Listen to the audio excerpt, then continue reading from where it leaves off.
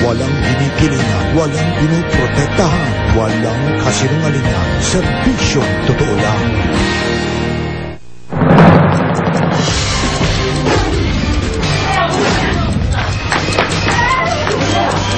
Exclusive, umano'y supplier ng marijuana sa Pasig, arestado sa bypass operation. Ang sinusuplayan umano, mga estudyante sa high school na naglalako mismo sa kanilang eskwelahan. Bininta ko po ng 25 pesos. Pagtataas ng toll sa mga expressway dahil sa IBAT, tuloy na sa Lunes. Bagong toll matrix, inilabas na sa SLEX. Doble aray! Dahil ipatutupad na rin ang mahigit 200% toll hike. Dagdag pasahe, asahan na raw. Exclusive, napatay na lider ng karnaping group na si Ivan Padilla. Negatibo sa gunpowder test. Sa Amerika, babae, nagwala sa drive-thru dahil wala ang gusto niyang orderin. Panghihilakbot ang pambabastos sa kanyang ina. Matapos ang palitan ng tirada sa plenaryo, mga nagkainitang kongresista, napagayos ni Congressman Manny Pacquiao sa pamamagitan ng basketball. Bloodletting drive sa pagdiriwang ng karawan ni Mel Tiangco, muling dinagsa. Marian Rivera at Dingdong Dantes, napapadalas nga ba ang tampuhan dahil sa selos? At Willie Revillame, andaraw sakaling kasuhan siya ng ABS-CBN dahil sa pagtalikod sa kanilang kontrata.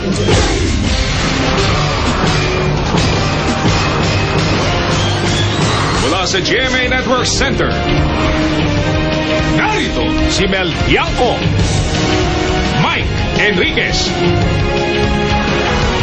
Ito ang 24 Oras.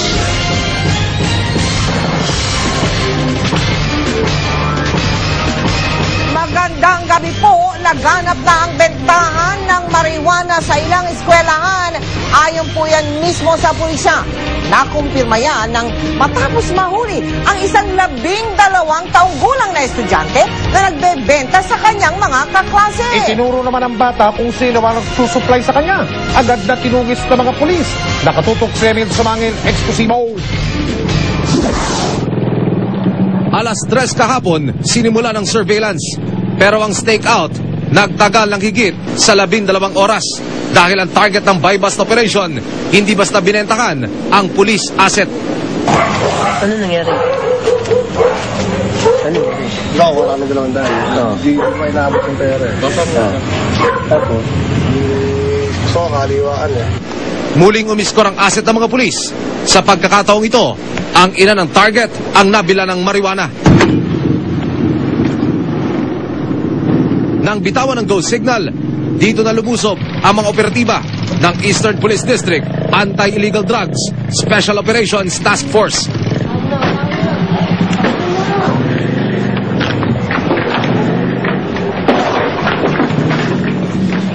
Pagdating sa target area, kapansin-pansing wala nang standby sa mga eskinita. Ang unang target na si Michael Sumulong alias Nonoy, nakatakbo na. Tumalon daw sa bubungan sa kalumundag sa kabilang eskinita. Ma'am, nakalawali. Kalawali. Kalawali. Dito ba dito? Diretso na ka dyan, dito kami. Sige, doon na. Kaya na nga dumaan kanina.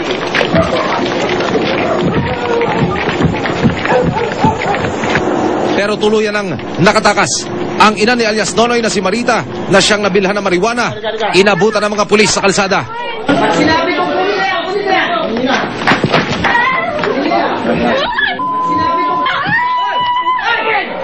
Huwag nyo sasaktan yan. Wala na kayong karapatan.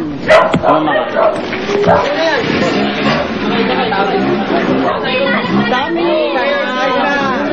Puro kayo tulak eh. Kanina pa kayo eh. At nagsabi ko. Papaalis na kami sa area nang biglang huminto ang sasakyan ng mga pulis. Ituturo raw ni Marita kung nasaan ang mga marijuana.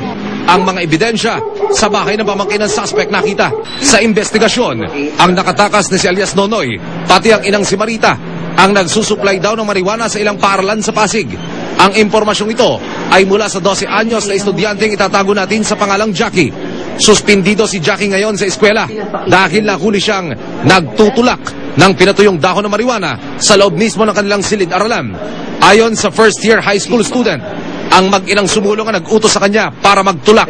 3 pang kaeskwela ni Jackie ang sumabit din sa kasong ito. Sila ay inimbestigahan at inamin ng mga bata na sila ay gumagamit. Hindi raw alam ni Jackie na bawal magbenta ng marijuana. Maganda rin daw ang kita kaya madali siyang nadala. Bininta ko po ng 25 pesos. Tapos binigay ko po sa kanya yung 20. Sa akin po yung 5 piso. Yun ang tubo? Opo. Ayon sa pulisya, ito ngayon ang lumalaganap na sistema sa ilang paaralan sa Kamaynilaan. Bata ang ginagamit na tulak para ma-penetrate ang mga eskwelahan. Madali po nilang makurap ang mga isipan ng mga kabataan. Wala pa kasi silang tinatawag natin yung tamang pag-iisip. Kasi minor nga eh. Madali nilang kumbaga ba mauto. Inamin ang ina ni Jackie, nagkulang siya para subaybayan ang anak. Pag-uwi ho niya ng mga 2:30 ng bahay, magbibihis lang yan, magpapalit ng damit, kakain, tapos aalis na po yan. Doon na nga ho yan pumupunta. Galamay man kung ituring ng mga pulis ang mga nahuli nilang suspect para sa kanila. Simula ito ng hakbang para matuldukan ang pagpasok ng illegal marijuana trade sa mga paaralan. Magmula sa pag-alis sa paaralan hanggang sa pag-uwi. Sino ang kanilang mga kabarkada, saan pumupunta, at ano yung interes ng mga bata. Yan, dapat maalarma sila kung halimbawa ang kanilang mga anak ay umuuwi na 10 oras ng gabi. Emil Sumangil, nakatutok, 24 oras. Inatasan ni PNP Chief Jesus Versosa ang pulisya na magsagawa ng mas malalim na investigasyon sa tangkang pagkidnap sa ama ng artistang si Sarah Geronimo. Pero ayon po sa suspect, hindi pangingidnap ang totoong pakay niya, kundi hold up lang. Nakatutok si Chino Gaston.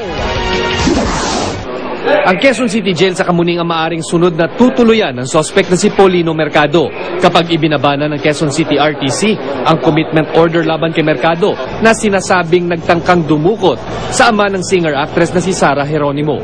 Hindi naniniwala ang mga investigador na may target pang ibang artista si Mercado.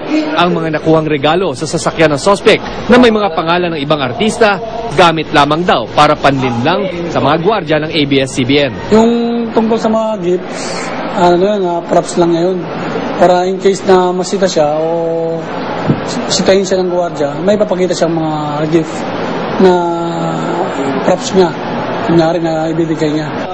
Pero mismong si Chief PNP Jesus Versosa, inatasan na ang Police Anti-Crime Emergency Response o PACER na magsagawa ng mas malalim na investigasyon sa insidente. I have told PACER to i-analyze kung ano yung nangyari, and then they will be coming up with the assessment of what happened. Aminado man siya sa kanyang pagkasala, hold up daw at hindi kidnap ang pakay ni Mercado sa ama ng aktres. Gusto ko lang, sa dala nakagipit ako, gusto ko lang talaga makuha yung pera niya na nasa katawan niya. Yun lang motibo ko sa kaya ako nagawa sa, pero hindi ko sa kikidnapin. Dumating naman sa Station 10 kanina ang asawa, anak at kamag-anak ni Mercado. Ayon sa misis, problema raw sa utang, pang-tuition ng anak at pambayad sa Manpower Agency ang itinuturong dahilan sa pagkasala ng kanyang kabiyak. Hindi siya masamang tao actually. Nagawa niya lang yan dahil sa kagipitan. June 30 dumating sa bansa si Mercado mula Singapore kung saan nagtrabaho bilang aircraft mechanic. Paalis na rin sana ulit pero kinapos daw ang perang pambayad sa ahensya. Na-inquest na si Mercado sa kasong kidnapping at di pinapayagang makapagpiyansa ng piskal. After preliminary investigation, bali no bail recommended ang piskal sa kanya. Chino Gaston, nakatutok, 24 oras. Nakaranas daw ng depresyon o matinding kalungkutan si Katrina Halili nang kumalat ang kanilang sex video ni Hayden O. Jr. Yan ang testimonya ng psychiatrist ng NBI na sumalang siya sa witness stand kanina sa pagdinig ng kasong violation against women and children laban kay Ko. Nakatutok si Lia Manyala. Adjustment disorder at depressed mood. Ito raw ang mga kondisyong na-diagnose ng Psychiatry Division ng NBI kay Katrina Halili matapos niyang malaman na kumalat ang sex video nila ni Hayden Co. Jr. noong May 16 ng nakaraang taon. Si Dr. Romel Papa, head ng Psychiatrist Division ng NBI na personal na sumuri kay Halili noon, ang testigong iniharap ng kanyang abogado kanina. Bunsod ng kondisyong iyon, binigyan si Halili ng anti-anxiety medication. Pero sabi ng kampo ni Co, pabor sa kanila ang testimonya ng doktor.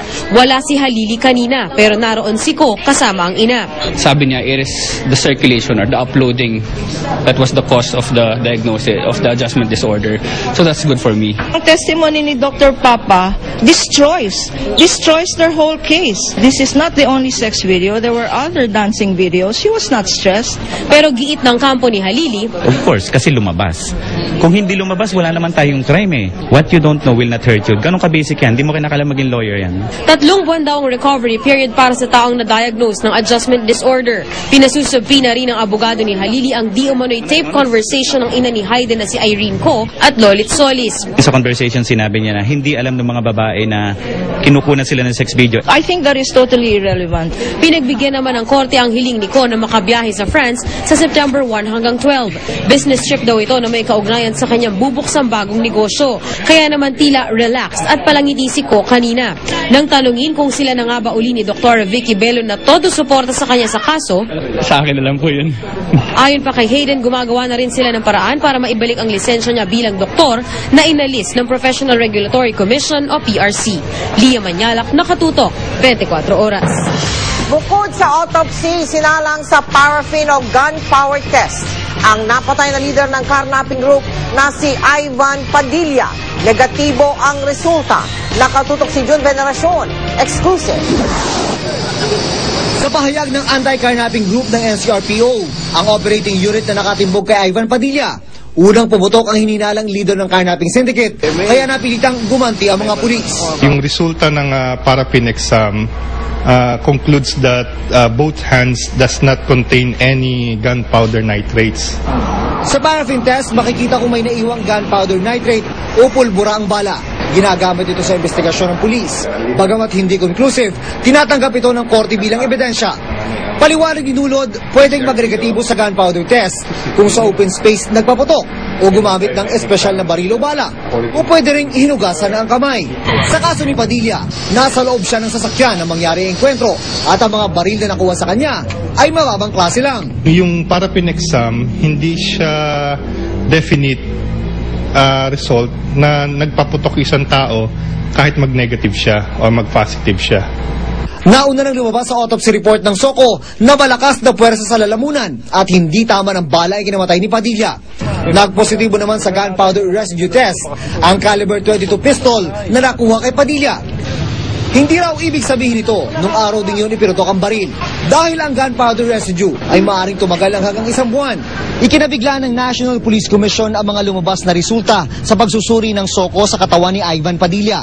Dahil dito, nagsasagawa na rin sila ng investigasyon kahit wala pang nagrereklamo. Pagtitiyak ng NAPOLCOM, wala silang sisinuhin sa kanilang investigasyon.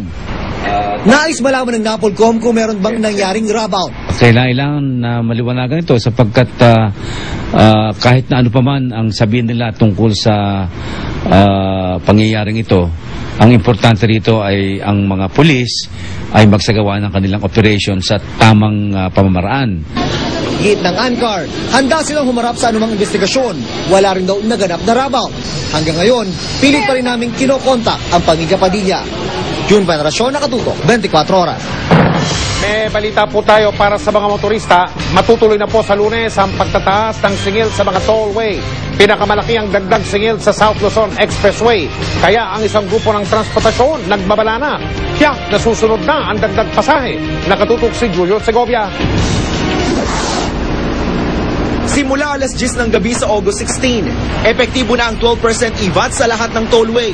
Kabilang ang SLEX, NLEX, SETEX, Skyway, Manila Cavite Toll Expressway at Star Tollway. Pero mas malaking dagok ang mararanasan ng mga daraan sa SLEX. Bukod kasi sa 12% IVAT, idadagdag pa ang 250% toll hike na 2 beses nang naantalang ipatupad. Kaya sa SLEX mula Alabang hanggang Calamba, 85 pesos na ang dating 22 pesos na toll sa Class 1 vehicle o mga kotse, jeep at van. 170 naman ang dating 43 pesos para sa Class 2 vehicles tulad ng bus at 255 pesos naman sa Class 3 gaya ng mga truck. Kaya ang transport group na